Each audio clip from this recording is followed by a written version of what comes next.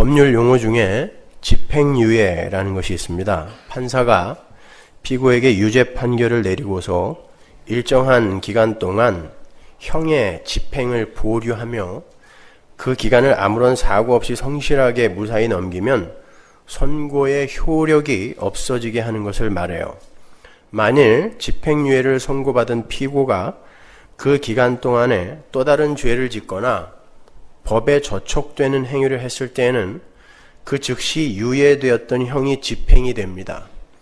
많은 분들이 성도의 신분을 집행유예의 상태, 그 정도로 생각하고 계신 듯해요. 하나님께서 십자가의 은혜로 일단 형의 집행은 유예시켜 주셨지만 그 집행유예 기간 동안에 착한 일을 많이 하고 죄를 멀리하는 삶을 살지 않으면 언제든지 그 집행유예는 무효가 되고 형이 집행될 수 있다. 구원은 중도에 취소될 수도 있다라는 식의 구원에 대한 잘못된 이해가 아주 편만하게 퍼져 있습니다.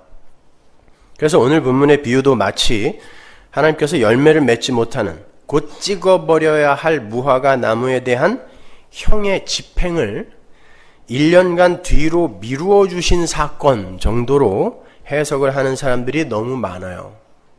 만약 그 집행유예 기간 동안에 열심히 노력해서 열매를 맺지 않으면 도끼에 의해 찍히는 참혹한 형의 집행이 이루어진다라는 식의 협박용 비유로 이 이야기를 이해하는 것입니다.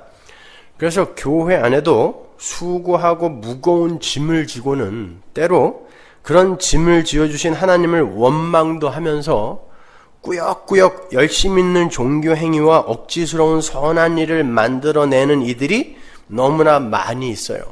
하기 싫은 거 억지로 하려니까 그거 시킨 분이 좋아지는 게 아니라 점점 더 미워지죠. 그건 하나님과의 화해가 아닙니다. 그건 하나님을 살해하는 행위인 거예요. 그분은 이제 이 시간의 세상을 벗어나서 영혼의 세계로 들어가셨어요. 그 영혼의 세계에는 천국과 지옥만이 존재합니다. 중간지대는 없어요. 그분이 어디로 들어가셨는지는 하나님만이 아세요. 그러나 살아생전에 하나님의 말씀을 통하여 예수 그리스도의 그 사면령을 감격 속에서 듣지 못한 이들은 아무리 열심히 집행유예 기간을 잘 살아냈다고 하더라도 반드시 사망이라는 형 집행 장소로 향해야 돼요. 이 세상 모든 인간들이 다 사망이라는 사형 선고를 받고 사는 집행유예 기간을 사는 사람들이에요.